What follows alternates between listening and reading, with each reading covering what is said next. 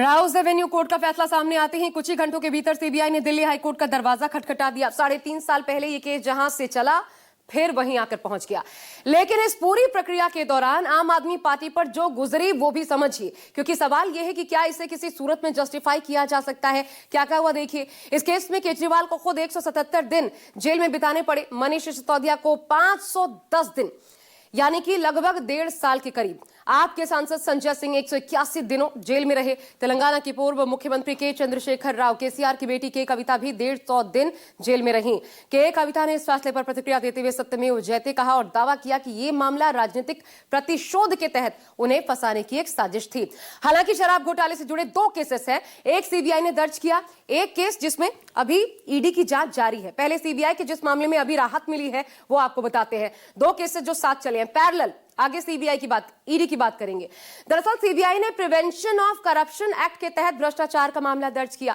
इसमें 23 लोगों को भ्रष्टाचार का आरोपी बनाया गया। सीबीआई ने दावा किया कि लाइसेंस आवंटन में भेदभाव किया गया, गड़बड़ियां हुई। सीबीआई का दावा था इसके माध्यम से सरकारी रेवेन्यू को नुकसान पहुंचाया गया, जिसकी एवज में पैसे की बंदरबांट हुई। और फिलहाल राउस एवेन्यू कोर्ट ने सीबीआई के इसी भ्रष्टाचार वाले मामले में सभी आरोपियों को बरी किया। लेकिन ईडी का जो मनी लॉन्ड्रिंग वाला मामला है वो अब भी चल रहा है। अब इस केस को भी समझिए।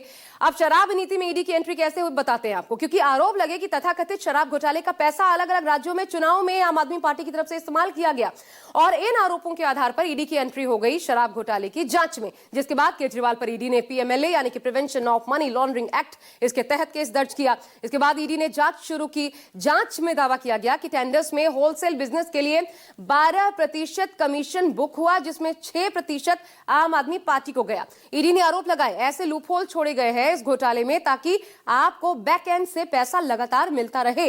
और ईडी के इसी केस में अभी आप पर तलवार लटकी हुई। हालांकि ये केस सीबीआई की जांच पर आधारित था और जब इसी जांच को कोर्ट ने पूरी तरीके से नकार दिया तो ईडी की केस पर भी इसका प्रभाव तय मान रहे हैं विशेषज्ञ। हालांकि आज जैसे ही खबर सामने आई शराब नीति केस में केजरीवाल और सिसोदिया को कोर्ट से क्लीन चिट मिली, सियासत गर्मा गई। आम आदमी पार्टी जहां बीजेपी पर जमकर बरसी तो वहीं बीजेपी ने भी पलटवार किया कि आपके पाप अभी धुले नहीं हैं, जबकि कांग्रेस ने इसे बीजेपी की चुनावी चाल करार देते हुए इसमें भी स्ट्रैटेजी ढूंढ निकाली। देखिए।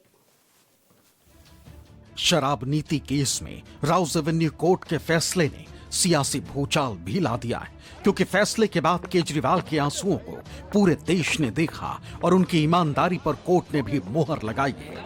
ऐसे में दिल्ली समेत देश की सियासत आने वाले दिनों में क्या मोड़ लेने वाली है, इसकी इबारत भी केजरीवाल ने लिख दी है। केजरीवाल भ्रष्ट नहीं है।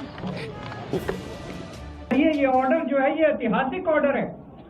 कोर्ट ने कहा है कि इतना फर्जी केस है, इतना फर्जी केस है, एक भी सबूत नहीं है, एक भी गवाह नहीं है कि इसमें मुकदमा भी नहीं चलाया जा सकता। ये पूरा षड्यंत्र किसने रचा, क्यों रचा? ये पूरा षड्यंत्र 2 लोगों ने मिलकर रचा, नरेंद्र मोदी जी और अमित शाह जी। और आज उन दोनों को पूरे देश से माफी मांगनी चाहिए। केजरीवाल और सिसोदिया के बरी होने पर सोशल मीडिया पर वार पलटवार का दौर भी तेज हो गया। बीजेपी ने सोशल मीडिया पर एक पोस्ट किया जिसमें लिखा, आपके पाप अभी धुले नहीं। ये सब निचली अदालत के एक कोर्ट का निर्णय है। हम ऊपरी अदालत में सिर्फ सीबीआई जा रही है। ये भ्रष्टाचारियों का सारा प्रमाण पुख्ता है और हमें पूरा विश्वास है कि अपराधी जो घोटालेबाज है वो हारेंगे। इमोशनल होने का तो ड्रामा बहुत दिन से करते रहे। वहीं केजरीवाल के समर्थन में समाजवादी पार्टी अध्यक्ष अखिलेश यादव और आरजेडी के कार्यकारी अध्यक्ष तेजस्वी यादव भी उतर आए।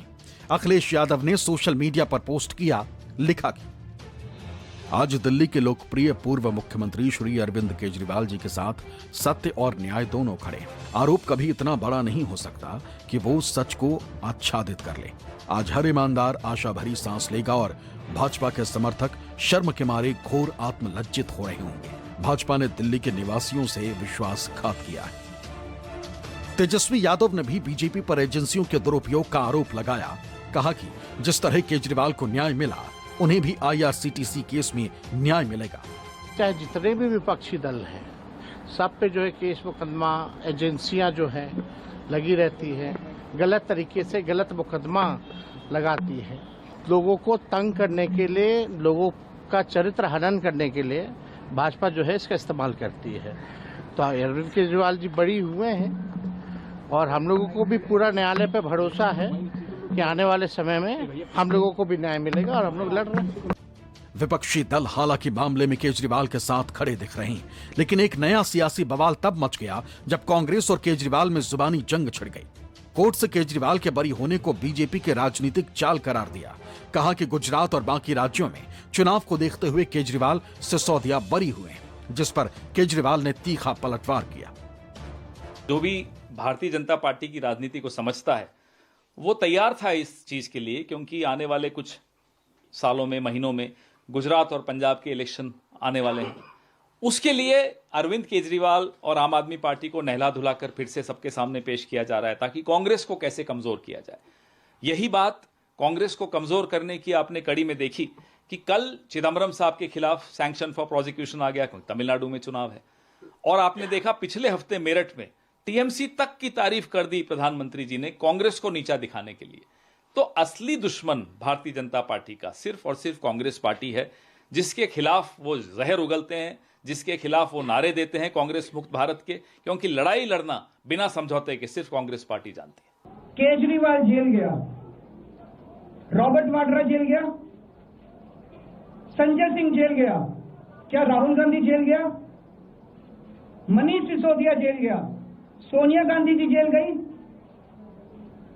किस मुंह से बात करते हैं? शर्म नहीं आती कांग्रेस को? कांग्रेस और आम आदमी पार्टी भले ही बीजेपी को हराने के लिए एक साथ इंडिया गठबंधन में शामिल हो रही, लेकिन दोनों के बीच 36 का आंकड़ा है, क्योंकि केजरीवाल का दिल्ली में उदय ही कांग्रेस के विकल्प के रूप में हुआ है। और कांग्रेस मानती है कि उसके खिलाफ आम आदमी पार्टी जहां भी चुनाव में उतरती है, बीजेपी को फायदा होता है। सियासी माहौल गर्म है, आरोप प्रत्यारोप का दौर तेज हो चुका है। फिलहाल तो आम आदमी पार्टी में उत्साह है और केजरीवाल सिसोदिया ने राहत की सांस ली।